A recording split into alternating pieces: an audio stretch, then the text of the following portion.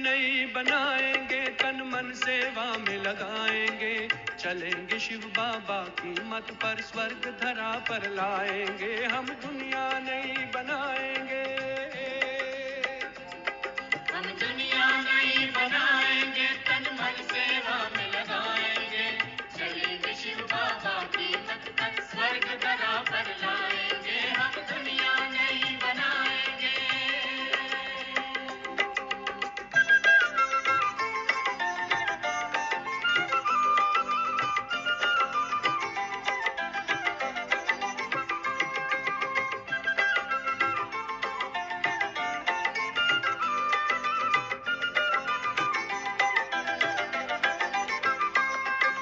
त्याग तपस्या और सेवा विश्व में शांति लाएगी, त्याग तपस्या और सेवा विश्व में शांति लाएगी, युगों से प्यासी रूहें शिव से मिलन मनाएगी, युगों से प्यासी रूहें शिव से मिलन मनाएगी, अमृत भरे कलश से सबको दिव्य अमृत पिलाएंगे, चलेंगे शिव बाबा की मत पर, स्वर्ग धरा पर लाएंगे, हम दुनिया नई बनाएंगे, हम दुनिया नई बनाएंगे, तन मन सेवा में लगाएंगे, चलेंगे शिव बाबा की मत पर, स्वर्ग धरा पर लाएंगे, हम दुनिया नई बनाएंगे।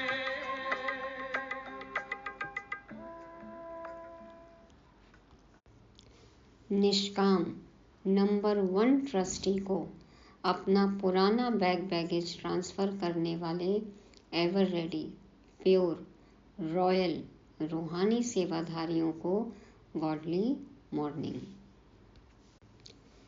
हम रूहानी सोशल वर्कर्स की सेवा है स्वर्ग धरा पर लाना। माना भारत जो अभी नर्क बना है, पूरी दुनिया, पुरानी दुनिया जो दोजख समान है, इसे स्वर्ग, बहिश्त, हेवन, परिस्तान, नई स्वर्णिम दुनिया बनाना है इस जिम्मेवारी का हमें एहसास? इस काम में हम एक्सपर्ट बने हैं। शांति के सागर आज हमें अशांत मनुष्यों को शांत करने की युक्ति बताते हैं। भक्तों को भक्ति में प्रचलित कथाओं, मान्यताओं का सही अर्थ भी समझाना है। आधा कल्प के महारोगियों का क्या इलाज है? रूहानी सर्जन आज इस पर भी प्रकाश डालते हैं। तो निश्चय बुद्धि होकर सुनेंगे, समझेंगे आज 10 मई 2023 के परमात्मा महावाक्य। 10 माना बस, अब और विकार नहीं, देह अभिमान नहीं, बस माया को करना है वश। बाबा बोले, मीठे बच्चे, तुम रूहानी सोशल वर्कर हो, तुम्हें भारत को स्वर्ग बनाने की सेवा करनी है, दुख धाम को सुख धाम बनाना है। हम रूहानी सोशल वर्कर्स का क्या काम है? भारत को स्वर्ग बनाने की सेवा करनी है। कल भी था ना कि बाबा निष्काम नंबर 1 ट्रस्टी है। हमें अपना पुराना बैगेज सब बाबा को ट्रांसफ़र करना है। कहाँ मिलेगा हमें? पदम गुना होकर नई दुनिया में। तो वो नई दुनिया हमें बनानी है, दुख धाम को सुख धाम बनाना है। प्रश्न है, संगम पर तुम ब्राह्मण बच्चे किस बात में बहुत एक्सपर्ट बन जाते हो? संगम पर किस बात में हम बहुत तीखे एक्सपर्ट बन जाते हैं? बाबा उत्तर में कहते, सभी मनुष्यात्माओं की मनोकामना पूर्ण करने में अभी तुम एक्सपर्ट बने हो। बाबा ने हमारी मनोकामनाएं पूरी की, सबकी सब इच्छा पूरी हो गई ना, पाना था सो पा लिया। तो अब यही काम हमें करना है, अन्य आत्माओं की भी मनोकामनाएं हमें पूर्ण करनी है। बाबा कहते हैं तुम एक्सपर्ट हो।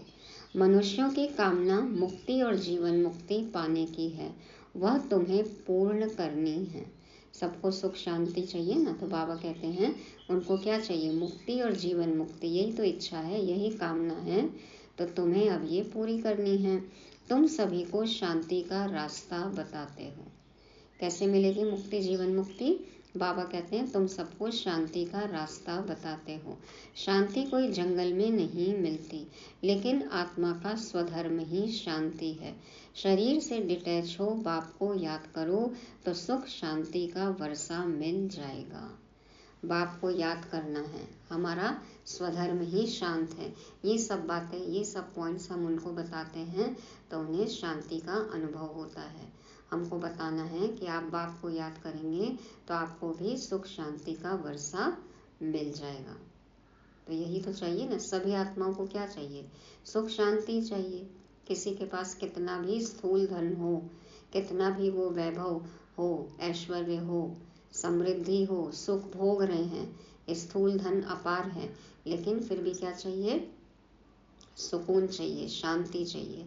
तो यही बताना है कि शांति आपका स्वधर्म है और बाप को याद करेंगे तो 21 जन्मों के लिए सुख शांति का वर्षा मिल जाएगा। यही सबकी मनोकामना है और हम रास्ता बताते हैं, अपना अनुभव बताते हैं।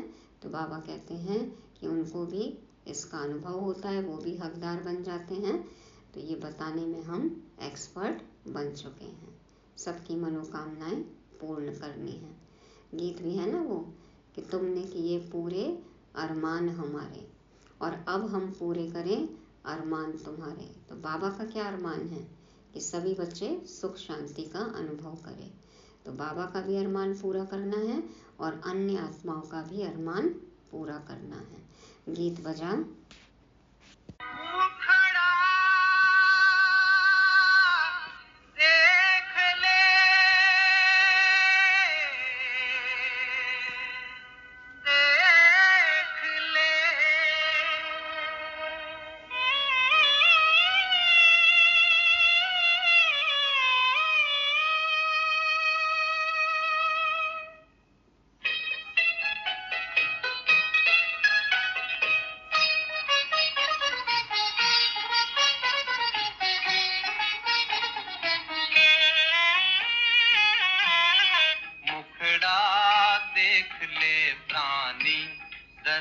दर्पण में हो, देख ले कितना पुण्य है, कितना पाप तेरे जीवन में।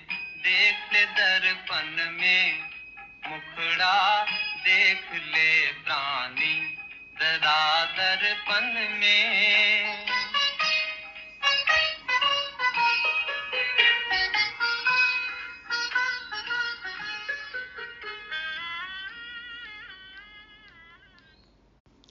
ओम शांति। तो ज्ञान दर्पण में हमें चेक करना है कि हमारे कर्म कैसे हैं, सुकर्म हैं, विकर्म हैं, पाप जमा हो रहा है या पुण्य जमा हो रहा है। बेहद का बाप अपने सिकिलदे बच्चों को समझा रहे हैं। जिन बच्चों ने बाप को जाना है और बाप की शरण में आए हैं, कहते हैं प्रभु तेरी शरण आए। शरण मिले तब जबकि बाप आए और बच्चों को समझावे। प्रभु की शरण में आना मतलब क्या? भगवान को मानने से कुछ नहीं होगा, भगवान की मानने से सब कुछ होगा। तो बाबा का आना, हमें पढ़ाना, समझाना, ये मतलब है कि हम उनकी शरण में आ गए हैं, उनके कहे अनुसार हम कर रहे हैं। तो शरण मिले तब जबकि बाप आए और बच्चों को समझावे। भगत भगवान की शरण में आते हैं क्योंकि यहाँ सब दुखी हैं। भारत दुख धाम है, एक दो को दुख देते रहते हैं। बाप ने समझाया है, यह है तुम्हारी हंस मंडली। हंस मंडली पवित्र है ना हम, देखो ज्ञान मोती चुग रहे हैं, ज्ञान रत्न चुग रहे हैं। तो बाबा कहते हैं ये तुम्हारी है हंस मंडली, यहाँ पावन बच्चों बगैर कोई भी आ नहीं सकता। बाप समझाते हैं बच्चे, पावन भारत को ही सुखधाम कहा जाता है और कोई खंड को सुखधाम नहीं कहेंगे। भारत ही सुखधाम और भारत ही दुखधाम बनता है। भारतवासी बहुत दुखी हैं क्योंकि पतित हैं, परंतु यह बात उन्हें कोई समझाते नहीं।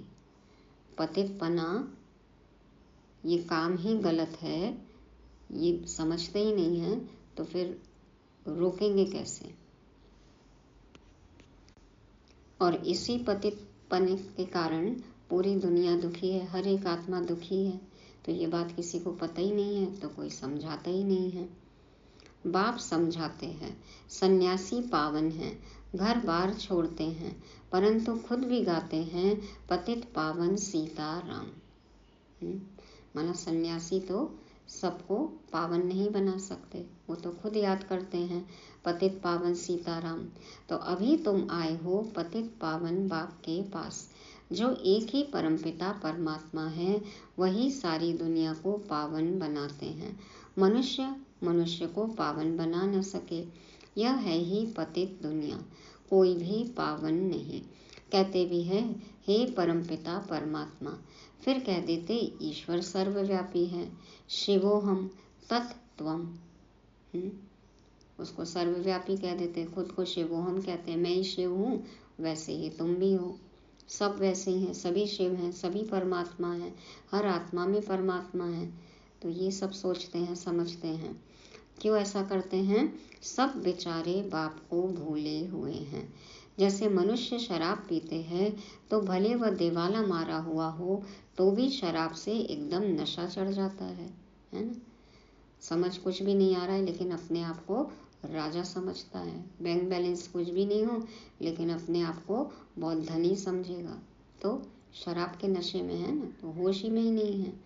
देवाला मारा हुआ हो तो भी शराब से एकदम नशा चढ़ जाता है। तो कोई गरीब हो लेकिन नशे में हो तो अपने आप को बहुत साहूकार समझता है। तो बाबा कहते हैं वैसे ही मनुष्य को यह पता नहीं पड़ता कि यह विकार ही पतित बनाते हैं, तब तो सन्यासी भी पावन बनने के लिए घर बार छोड़ते हैं। अपने दुख का कारण ही नहीं पता हमें कि इसी पतित पने के कारण, विकार के कारण ही हम दुखी हैं। इसलिए देखो, सन्यासी पावन बनने के लिए घर बार छोड़ते हैं, परंतु वह है निवृत्ति मार्ग। यहाँ तो बाप आए हैं, जो आधा कल्प से दुखी हैं वह आकर शरण लेते हैं। दुखी करने वाली है माया, 5 विकारों के महारोगी हैं। माया क्या है? रावण क्या है? 5 विकार है ना, तो 5 विकारों के महारोगी हैं। काम, क्रोध, लोभ, मोह, अहंकार, ये सबसे बड़ा रोग। तो मनुष्य को रावण ने बिल्कुल असुर बनाया है। जब बिल्कुल दुखधाम बन जाता है तब फिर बाप आकर सुख धाम स्थापन करते हैं। तुम हो रूहानी सोशल वर्कर। क्या सेवा करनी है हमें? कौन सा सोशल वर्क करना है? तुमसे बाप सेवा कराते हैं कि बच्चे तुम इस भारत को स्वर्ग बनाओ। कैसे बना सकते हैं? सारा मदार योग पर है ना। स्व परिवर्तन से विश्व परिवर्तन। और स्व परिवर्तन कैसे होगा? खुद के संस्कार कैसे परिवर्तन होंगे? बाबा से योग लगाने से। तो सारा मदार योग पर है। योग में कोई 7 रोज अच्छी रीति रहे तो कमाल हो जाए, ऐसे कोई योग में मुश्किल टिक सकेंगे। घर याद आएगा, मन भागता रहेगा, 7 रोज मशहूर हैं। देखो 7 घंटे का ये कोर्स करने का, राजयोग का कोर्स करने का बोलो तो भी कहते हैं टाइम नहीं है। 1 घंटा भी अपने जीवन से नहीं निकाल सकते खुद के लिए। और बाबा कहते हैं कि पूरे 7 रोज कोई अच्छी रीति योग में रहे, भट्टी में रहे तो कमाल ही हो जाए। तो बाबा कहते हैं कि ऐसे तो मुश्किल ही टिक सकेंगे। क्या होता है? घर याद आएगा, मन भागता रहेगा, 7 रोज मशहूर हैं। गीता, भागवत ग्रंथ का पाठ भी 7 रोज रखते हैं। भक्ति में भी 7 रोज की कथा रखते हैं ना। यह रस्म रिवाज इस संगम युग की है, यहीं से तो चालू हुआ है ना सब। तो 7 डेज का जो कोर्स है, इसके कारण देखो गीता भागवत ग्रंथ का पाठ भी 7 रोज रखते हैं। तो यह रस्म रिवाज इस संगम युग की है। 7 रोज भट्टी में रहना पड़े, किसकी भी याद न आए, एक बाप के साथ योग लगा रहे। 7 रोज इस एक रस अवस्था में रहना यह बड़ा मुश्किल है। 7 घंटे तो क्या, 7 मिनट भी कोई रह के दिखाए तो बहुत बड़ी बात है एक रस अवस्था में। तो बाबा कहते हैं तुम बच्चों के यादगार भी यहाँ ही हैं। तुम अभी झाड़ के नीचे बैठकर राजयोग की तपस्या करते हो। जगत अम्बा भी है तो तुम बच्चे भी हो। तुम हो सभी मनुष्य की सर्व कामनाएं स्वर्ग में पूरी करने वाले अथवा मनुष्यों को मुक्ति जीवन मुक्ति का फल देने वाले। बाबा कहते हैं तुम हो सभी मनुष्यों की सर्व मनोकामनाएं स्वर्ग में पूरी करने वाले। जो स्वर्ग की इच्छा है ना, उनकी सुख शांति की जो इच्छा है वो हम पूरी करते हैं। बाबा कहते हैं मनुष्यों को मुक्ति जीवन मुक्ति का फल देने वाले। तो पहला जन्म तो हमारा अभी है ना, ये संगम युग में है। तो वही एहसास, वही अनुभव आत्माओं को हमें अभी कराना है। तो बाबा कहते हैं तुम एक्सपर्ट हो। दुनिया में कोई नहीं जानते कि मुक्ति जीवन मुक्ति किसको कहा जाता है, कौन देते हैं, पतित दुनिया में कौन पावन बना सकते हैं। सन्यासी लोग शांति के लिए घर बार छोड़ते हैं, जंगल में जाते हैं, परंतु शांति तो मिल नहीं सकती। आत्मा का स्वधर्म है शांत और मनुष्य बाहर ढूंढते हैं। यह किसको पता नहीं कि आत्मा का स्वधर्म शांत है। रानी के हार का मिसाल है, खुद के गले में ही हार पड़ा हुआ है और बाहर ढूंढ रही है। तो शांति हमारे अंदर ही है। अंदर है, या ये हम कहें कि हम शांत स्वरूप ही हैं, स्वधर्म ही शांत है। तो बाबा कहते हैं ये पता नहीं है, इसलिए सब बाहर ढूंढ रहे हैं, भटक रहे हैं। तो यह ऑर्गन्स हैं, चाहे कर्मेंद्रियों से काम लो या न लो। हम आत्मा इस शरीर से अपने को डिटैच कर लेते हैं। कैसे शांति का अनुभव करना है, अतीन्द्रिय सुख का अनुभव कैसे करना है कि अपने आप को शरीर से डिटैच कर लो। आत्मा शरीर से डिटैच अनुभव करे, न्यारी अनुभव करे, अशरीरीपन का अभ्यास।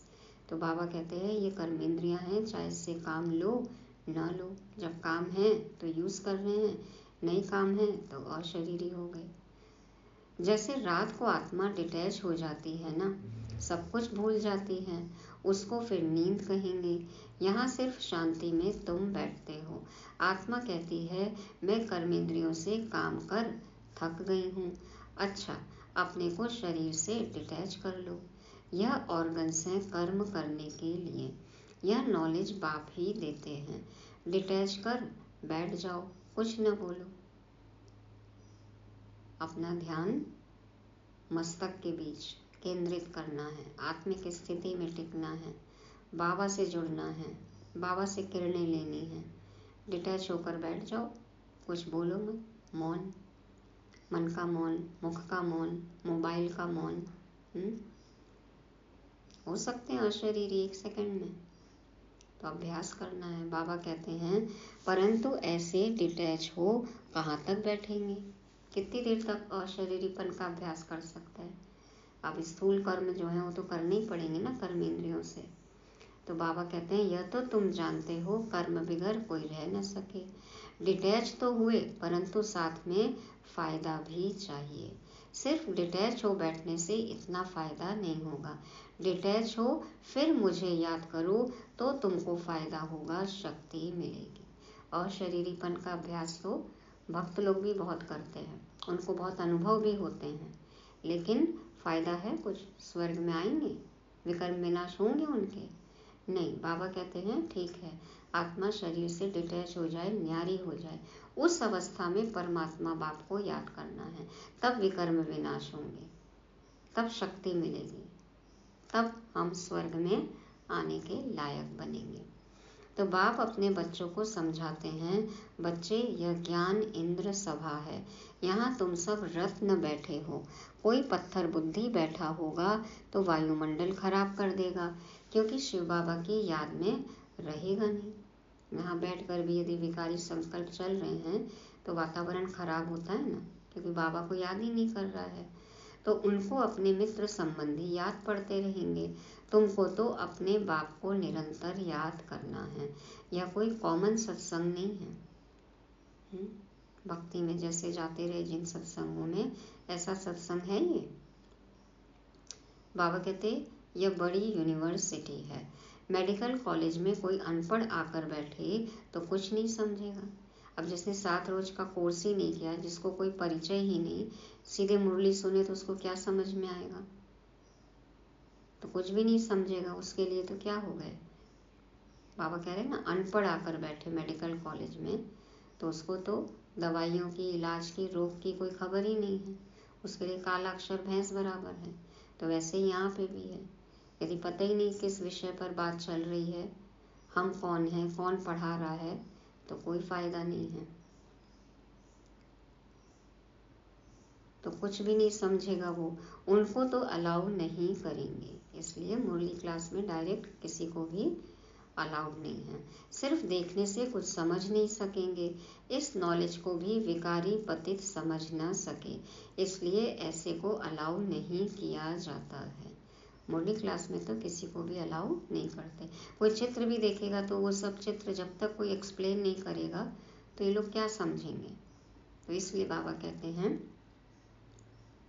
कि हमें सबको समझाना है, धीरे धीरे बताना है, नब्ज देखकर फिर ज्ञान देना है। पतित तो नहीं समझ सकते, इसलिए अलाउ नहीं करते। कोई कहे कि हम क्लास में आवें, लेक्चर सुने, परंतु इससे कुछ समझ नहीं सकेगा। यह यूनिवर्सिटी है मलेच्छ से स्वच्छ देवता बनने के लिए। किसी को बोलो कि हम पढ़ने जाते हैं, कोई बोले हम भी क्लास में चल के देखें क्या होता है, कैसी पढ़ाई है आपकी, तो मूंझ जाएंगे ना। मुरली के अलग अलग शब्द सुन के अलग पॉइंट्स, भक्ति मार्ग से बिल्कुल अलग बातें, जो अब तक सुनते आए, समझते आए, उससे एकदम अलग ज्ञान, तो मूंझ जाएंगे। बाबा कहते हैं कि ये यूनिवर्सिटी है मलेच्छ से स्वच्छ देवता बनने के लिए। यहाँ ऐसे कोई को अलाउ नहीं किया जाता है। बाप को तो जान न सके, पहले पता तो चले कि कौन पढ़ा रहे हैं। बाप है गुप्त, तुम जानते हो बेहद के बाप की शरण में आए हैं, बाप से सदा सुख का वर्षा लेने। बाप खुद कहते हैं यह ब्रह्मा का जो शरीर है, यह बहुत जन्मों के अंत का वानप्रस्थ वाला है। यह भी बहुत शास्त्र आदि पढ़ा हुआ है। 12 गुरु किए थे दादा लेखराज जी ने, गीता पाठ करते थे रोज, और 60 साल की आयु। तो बाबा कहते हैं बहुत जन्मों के अंत में बाबा प्रवेश करते हैं, अंत के भी अंत में, वानप्रस्थ वाला शरीर, गृहस्थ धर्म पूरा हो गया है। तो बाबा कहते हैं बहुत शास्त्र पढ़े हुए हैं। अभी मैं सब वेद शास्त्रों का सार इन द्वारा सुनाता हूँ। ब्रह्मा के हाथ में शास्त्र दिखाते हैं, विष्णु की नाभि कमल से ब्रह्मा निकला। समझाया है विष्णु की नाभि कमल से ब्रह्मा, ब्रह्मा की नाभि कमल से विष्णु निकला है। ब्रह्मा सरस्वती दोनों कैसे नारायण लक्ष्मी बनते हैं, फिर 84 जन्म पूरा कर अंत में ब्रह्मा सरस्वती बनते हैं। उन्होंने फिर गांधी की नाभि कमल से नेहरू दिखाया है। अभी यहाँ तो क्षीर सागर है नहीं, यह है विषय सागर। क्षीर सागर सतयुग में दिखाते हैं। क्षीर माना दूध, तो सफेद दूध माना पवित्रता का प्रतीक, और दूध तो सुख, समृद्धि, ऐश्वर्य, वैभव सब का प्रतीक है। बाबा कहते हैं वो तो सतयुग में है। अभी क्या है, यहाँ विषय विकार का सागर है। और ब्रह्मा सरस्वती दोनों कैसे लक्ष्मी नारायण बनते हैं, ये बात बाबा ने हमें समझाई है और भक्ति में दिखाया। ब्रह्मा के नाभि से विष्णु, विष्णु के नाभि से ब्रह्मा। तो अब हमें पता है कि वही एक ही आत्मा, अभी ब्रह्मा और फिर वही सतयुग में श्री लक्ष्मी श्री नारायण कंबाइंड रूप विष्णु, तो आत्मा वही है। तो ये सब बातें हमें समझकर औरों को समझानी है। तुम बच्चे जानते हो आधा कल्प से माया ने दुखी बनाया है।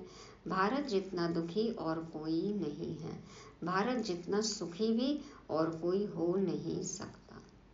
जो जितनी ऊपर से गिरेगा वो उतना नीचे जाएगा। तो बाप कहते हैं देवी देवता धर्म तो प्रायः लोप होना ही है, तब तो मैं आकर फिर से नया धर्म स्थापन करूं। बरोबर अब स्थापन हो रहा है। तुम बच्चे आकर बाप से वर्षा ले रहे हो। जानते हो स्वर्ग में कौन राज्य करते हैं।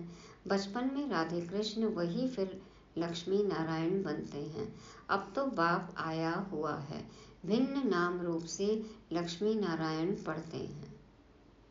भिन्न नाम रूप अलग है ना, अलग शरीर है, आत्मा तो वही है, लेकिन नाम भी देखो अलग है। भी ब्रह्मा सरस्वती वही क्या थे पहले, दादा लेखराज जी, ओम राधे, बाबा ने नाम दिया ब्रह्मा सरस्वती, तो बाबा कहते हैं वही श्री लक्ष्मी श्री नारायण।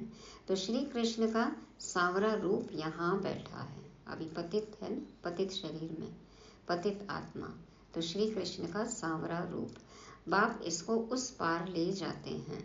शास्त्रों में दिखाते हैं श्री कृष्ण को टोकरी में उस पार ले गए। अब विषय सागर से क्षीर सागर में ले जाना है, उस पार ले जाना है, तो भक्ति में कहानी दिखा दी कि श्री कृष्ण को टोकरी में बिठा के उस पार ले गए।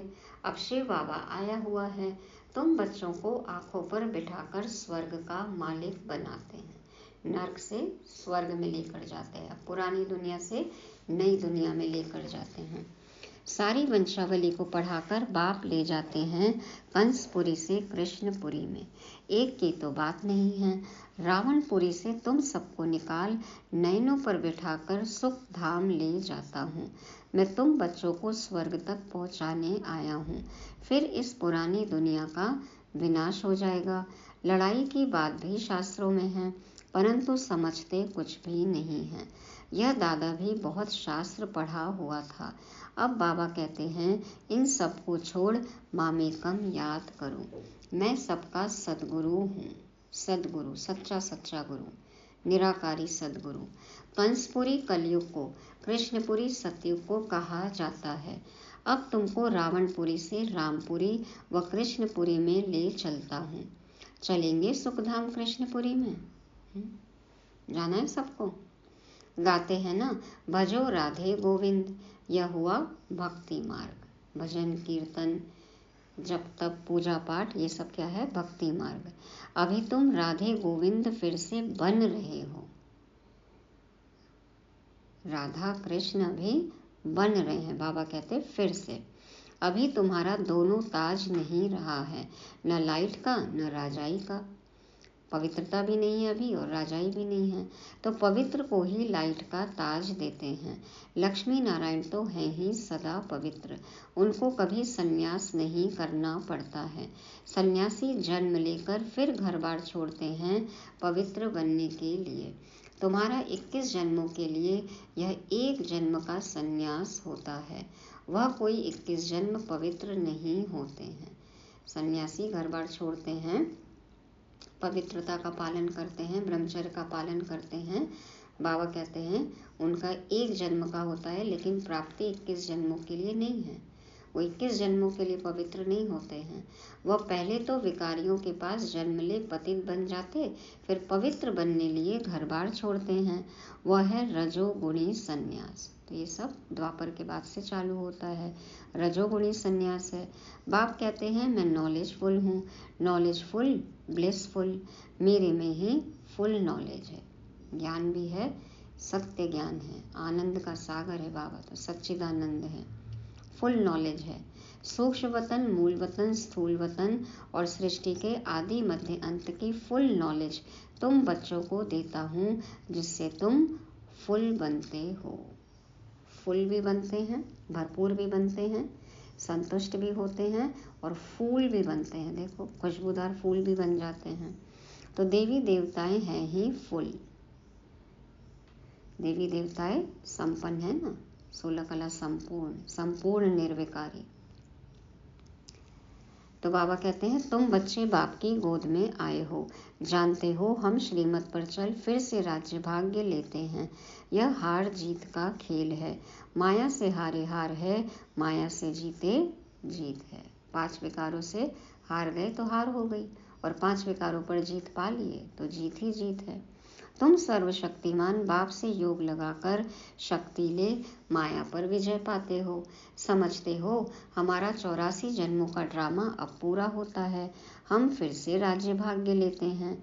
लक्ष्मी नारायण को क्षीर सागर में दिखाते हैं, यह है विषय सागर। राधे कृष्ण तो छोटे बच्चे थे, श्री कृष्ण को बहुत प्यार से झूले में झुलाते हैं, समझते हैं वह स्वर्ग का प्रिंस है। श्री कृष्ण को 16 कला कहा जाता है, राम को 14 कला। सतयुग में 16 कला संपूर्ण और फिर 1250 साल बाद त्रेता, जब राम आए तो 14 कला हो जाती है। वही श्री कृष्ण फिर 16 कला से 14 कला बनते हैं। तो 16 कला संपूर्ण देवी देवताएं भी, वो भी तो नीचे गिरने लगते हैं ना, तो 14 कला बन जाते हैं। पुनर्जन्म तो लेना पड़े ना, जितने जन्म होते जाते हैं उतनी कलाएं कम होती जाती हैं। बाबा ने समझाया है पूरे 84 जन्म सब नहीं लेते होंगे, पूरे 84 जन्म तो सब नहीं लेंगे ना, जिसका जब रोल है तब आते हैं। और धर्म वाले 84 जन्म नहीं लेंगे। समझने की बातें हैं। फादर से वर्षा जरूर मिलना चाहिए, वह है स्वर्ग का रचयिता, तो जरूर स्वर्ग का मालिक ही बनाएंगे। वह फादर परम धाम में रहते हैं, हम भी वहाँ से आते हैं। बाबा को अच्छी रीति याद करना है, याद से शांति मिलेगी। शांति सागर से जुड़ेंगे तो अपने आप शांत होंगे। मनुष्य तो कहते हैं परमात्मा से योग कैसे लगाएं, कैसे जुड़े, भगवान को कैसे याद करें। मूंझ पड़ते हैं, तुमको तो सब समझ मिली है, कैसे योग लगाएं। बाबा से मोहब्बत होगी तो अपने आप उनको याद करते रहेंगे, जुड़े रहेंगे। याद करना ही तो योग है ना। तो परमात्मा से प्रेम, स्नेह, मोहब्बत, प्यार, तो जुड़े रहेंगे। तो बाबा कहते हैं तुमको तो सब समझ मिली है। बाप आते हैं दुख धाम और सुख धाम के संगम पर। कलयुग अंत है दुख धाम, सतयुग आदि है सुख धाम। दुख धाम को बदल सुख धाम में बाप ही बिठाएंगे, इतनी ही समझ की बात है। यह पढ़ाई पवित्रता के बगैर कोई पढ़ न सके, इसलिए यहाँ पतित को नहीं बिठाया जाता है। पहले भी देखो ब्रह्मचर्य आश्रम होता था, उसके बाद गृहस्थ आश्रम। तो पतित पने में जाते हैं, पतित पना करते हैं, तो फिर इतनी ऊंची पढ़ाई तो धारण हो ही नहीं सकती ना। तो बाबा कहते हैं पवित्रता के बगैर कोई यहाँ बैठ न सके, पढ़ न सके। समझाना है तुम आधा कल्प के महारोगी हो। पतित पने से बड़ा, विकारों में जाने से बड़ा और कोई रोग है? बाबा कहते हैं ये महारोग है। क्या है इसका वैक्सीन? मन मना भाव है ना। अपना मन परमात्मा में लगाना है तो फिर इस विकारों रूपी महारोग से छूट जाएंगे। तो बाबा कहते हैं माया ने महारोगी बनाया है, इसलिए पहले भट्टी में रखा जाता है। तुम बच्चे हर एक के ऑक्यूपेशन को जान गए हो। शिव के मंदिर में जाएंगे तो समझ जाएंगे यह बाबा गति सदगति दाता है। जितने भी देवी देवताओं के मंदिर में जाएंगे कौन क्या है, सबका ऑक्यूपेशन अब हमें पता है। तो बाबा कहते हैं तुम हर एक के ऑक्यूपेशन को जान गए हो। शिव बाबा के मंदिर में जाएंगे तो समझ में आ जाएगा कि ये गति सदगति देने वाला है। सबसे बड़ा तीर्थ भी भारत है, परंतु गीता में श्री कृष्ण का नाम डाल दिया है, शिव बाबा का नाम गुम कर दिया है। शिव बाबा ही आकर सबको दुख से छुड़ाते हैं।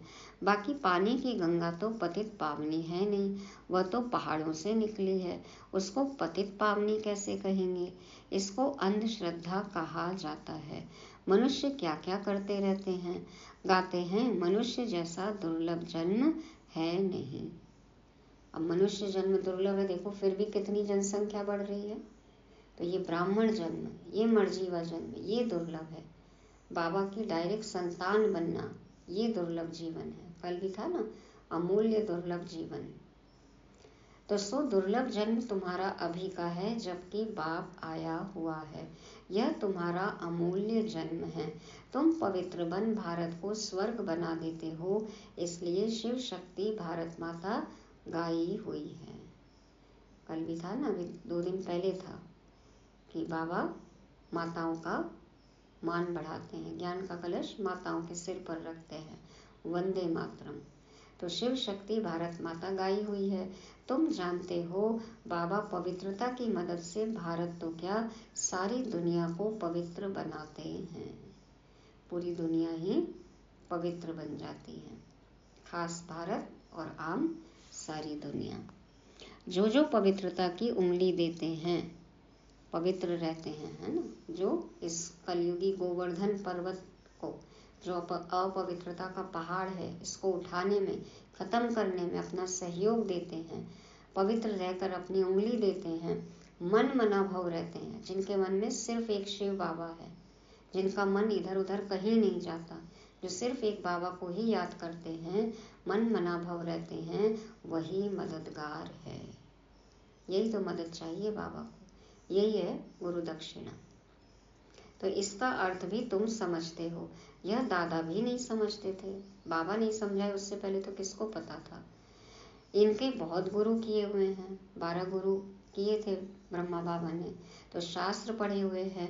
तब बाबा कहते हैं मामेकम याद करो, मैं ही तुम्हारा सब कुछ हूँ, गति सदगति दाता हूँ, मनुष्य तो पतित है, अब तुम आए हो शिव बाबा के पास ब्रह्मा द्वारा वर्षा लेने, इस निश्चय बिगर कोई आ न सके, आकर और ही अशांति फैला देंगे।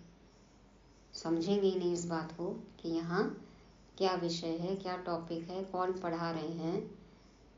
बार बार संशय आ रहा है, निश्चय बुद्धि नहीं है, तो आने का फायदा ही नहीं है, कोई प्राप्ति ही नहीं अनुभव कर सकते हैं।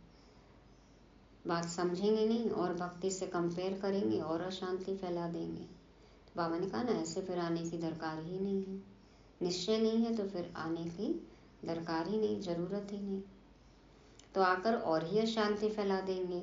तुम भारत को सुप्रीम शांति में ले जाते हो। सुप्रीम फादर हमें बताते हैं कि कैसे सुप्रीम शांति में हम खुद भी रह सकते हैं और औरों को भी रास्ता बता सकते हैं। सुप्रीम शांति, सुप्रीम शिव बाबा ही हमें सिखा सकते हैं, बता सकते हैं, हमें अनुभव कराते हैं। तो तुम भारत को सुप्रीम शांति में ले जाते हो, असीम शांति, गहन शांति। यह है स्थापना का कार्य जो मनुष्य कर न सके, तुम भी शिव बाबा की मदद से कर रहे हो। बिना परमात्मा शक्ति के तो ये कार्य हो ही नहीं सकता ना। अब देखो सब मानने लग गए हैं कि जरूर यहाँ कोई शक्ति है जो ये अलौकिक कार्य करा रही है, तो धीरे धीरे तो प्रत्यक्षता होनी है। तो बाबा कहते हैं तुमको भी प्राइस क्या मिलती है, अब इस काम में हम मदद कर रहे हैं तो क्या प्राइस मिलती है, स्वर्ग के मालिक बनते हो, विश्व महाराजन महारानी। बाबा हमें स्वर्ग का मालिक बना देते हैं, अभी हम बालक बनेंगे तो मालिक बनेंगे। तो ऐसे बाबा के बनते भी फिर निश्चय बुद्धि नहीं है तो माया एकदम हप कर लेती है। अब मुरली नहीं सुन रहे हैं, श्रीमत पर नहीं चल रहे हैं, धारणा स्वरूप नहीं है, निश्चय बुद्धि नहीं है, बार बार पुरानी दुनिया की तरफ जा रहे हैं, तो फिर माया तो कहीं का नहीं छोड़ेगी ना, माया तो एकदम से हप कर लेगी। और फिर देखो धीरे धीरे नहीं करते गायब ही हो जाते हैं। तो समझना है हमें कि कौन ये बात बोल रहे हैं, क्या बोल रहे हैं, क्या करने से हमें क्या मिलेगा, और अभी हमने नहीं किया तो फिर हम क्या मिस करेंगे, ये सब बातें हमें समझनी है। अच्छा, मीठे मीठे सिक्के लगे बच्चों प्रति माता पिता बाप दादा का याद प्यार और गुड मॉर्निंग। रूहानी बाप के रूहानी बच्चों को नमस्ते, हम रूहानी बच्चों की रूहानी बाप दादा को याद प्यार गुड मॉर्निंग और नमस्ते। शुक्रिया बाबा, शुक्रिया। धारणा के लिए मुख्य सार, पहला पॉइंट, इस एक जन्म में पुरानी दुनिया से संन्यास कर बाप का मददगार बनना है, पवित्रता की उंगली देनी है और मन मना भाव रहना है। दूसरा, भारत को सुप्रीम शांति में ले जाने की सेवा करनी है, इस शरीर से डिटैच हो बाप की याद में रहकर शक्ति लेनी है, शांति का दान देना है। वरदान है, तीनों कालों तीनों लोकों की नॉलेज को धारण कर बुद्धिवान बनने वाले विघ्न विनाशक भव। तीनों कालों तीनों लोकों की नॉलेज को धारण कर बुद्धिवान बनने वाले विघ्न विनाशक भव। बाप दादा समझाते हैं, जो तीनों कालों और तीनों लोकों के नॉलेजफुल है उन्हें ही बुद्धिवान अर्थात गणेश कहा जाता है। गणेश अर्थात विघ्न विनाशक, वह किसी भी परिस्थिति में विघ्न रूप नहीं बन सकते। यदि कोई विघ्न रूप बने भी तो आप विघ्न विनाशक बन जाओ, इससे विघ्न खत्म हो जाएंगे। विघ्न विनाशक आत्माएं वातावरण वायुमंडल को भी परिवर्तन कर देती हैं, उसका वर्णन नहीं करती। बाबा कह रहे हैं जो तीनों कालों को और तीनों लोकों को जानने वाले हैं उनको ही बुद्धिमान कहा जाएगा। जो आदि मध्य अंत को जानते हैं, तीनों लोकों को जानते हैं, वो बुद्धिमान। और बुद्धिमान माना गणेश, और गणेश माना विघ्न विनाशक। तो जो विघ्न विनाशक स्वयं हैं उनको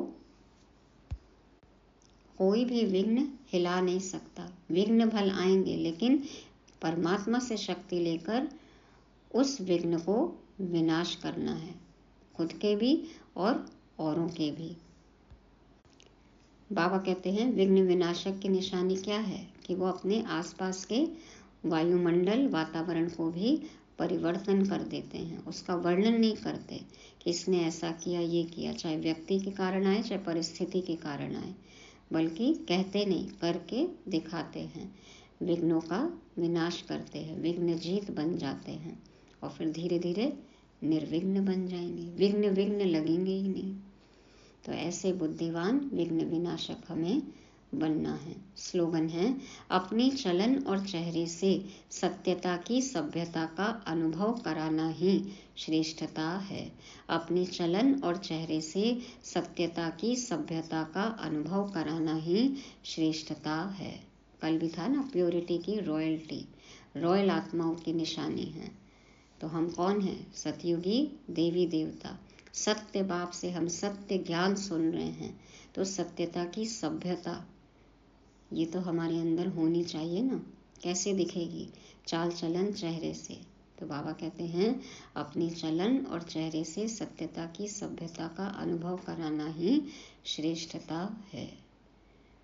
तो अपने व्यवहार से दिखाना है कि सत्य बाप हमें सत्य ज्ञान दे रहे हैं और हम सत्य कर्म कर रहे हैं, राइटियस हैं, है ना। तो राइट हैंड बनना है, राइटियस कर्म करना है।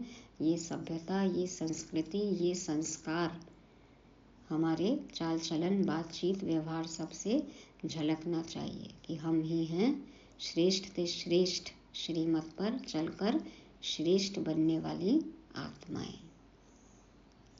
तो ये थी आज की मुरली, जिसको रिवाइज करने के लिए आज के 5 पॉइंट हैं। स्वर्ग बनाने की सेवा। तो हम रूहानी सोशल वर्कर्स को बाबा ने स्वर्ग बनाने की सेवा दी है, पुरानी दुनिया को नया बनाना है। दूसरा, एक्सपर्ट। किस काम में एक्सपर्ट? सबकी मनोकामनाएं पूर्ण करने में। बाबा ने हमारी की, हमें सबकी मनोकामनाएं सुख शांति की जो है वो पूर्ण करनी है, रास्ता बताना है। तीसरा है 5 विकारों के महारोगी। ज्ञान इंजेक्शन देना है सबको, मन मनाभाव का पाठ पढ़ाना है।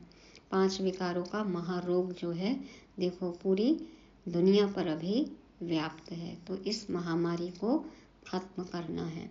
चौथा है विघ्न विनाशक। बाबा ने हमें नॉलेजफुल, पावरफुल बनाया है, तो विघ्न तो अब विघ्न लगना ही नहीं चाहिए। खुद के भी विघ्न खत्म और औरों के भी, तो विघ्न विनाशक बनना है। और 5वां सत्यता की सभ्यता। तो प्रैक्टिकल रूप में हमें सत्यता की सभ्यता की झलक खुद भी अनुभव करनी भी है और औरों को भी अनुभव हो। इस तरह से चाल चलन, बातचीत, व्यवहार हमारा होना चाहिए। ओम शांति।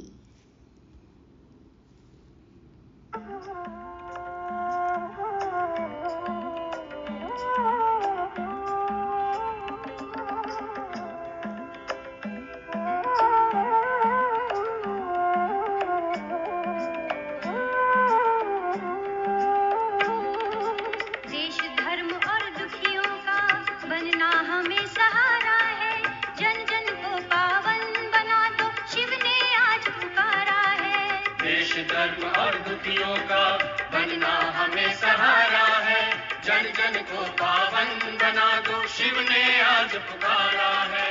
बुझा हुआ हर आत्म दीपक ज्ञान ज्ञान की ज्योति जगाएंगे। चलेंगे शिव बाबा की मत पर, स्वर्ग धरा पर लाएंगे हम, दुनिया नई